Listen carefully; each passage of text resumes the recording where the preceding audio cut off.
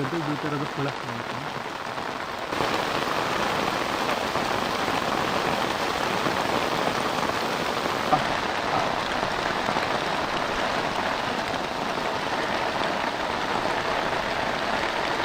ಏನು ಮಾಡ್ತೀಯ ಗೊತ್ತಾ? ಹೊಟ್ಟೆ ಒಳಗೆ ಎಲ್ಲ ಇಟ್ಕೊಂತೆ. ಇದು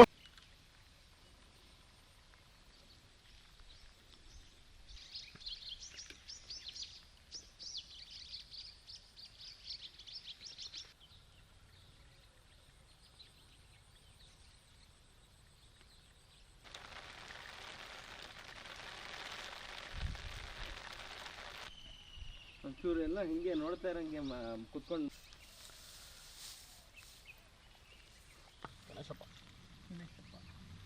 ಎಷ್ಟೇ ಸುಮಾರು ಕಡೆ ತೋಟಗಳು ಜಾಸ್ತಿ ಆಗಿವೆ. ಉಪಕಾರ ಮಾಡೋಣ.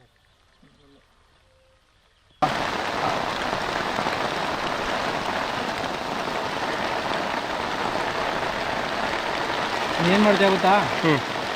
ಹೊಟ್ಟೆ ಒಳಗೆ ಎಲ್ಲ ಇಟ್ಕೊಂತೆ. ಇದು ಭೂಮಿ ಇಟ್ಕೋಬೇಕಲ್ಲ ಹೊಟ್ಟೆ ಒಳಗೆ.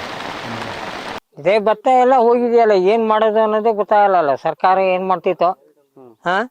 2.5 ಎಕರೆ ಭತ್ತ ಹೋಯ್ತು, ಒಂದು 50-60 ಕ್ವಿಂಟಲ್ ಭತ್ತ ಲಾಸ್ ಆಗಿದೆ. ಸರ್ಕಾರ ಏನ್ ಪರಿಹಾರ ಕೊಡ್ತಿತ್ತೋ ಇಲ್ಲೇ ಗೊತ್ತಿಲ್ಲ. ನೀನ್ ಏನ್ ಮಾಡ್ಬೇಕು ಅನ್ನೋದೇ ಇಲ್ಲ, ಅದನ್ನೇ ಈಗ ಇದು ಮಾಡ್ತಾ ಇದೀವಿ.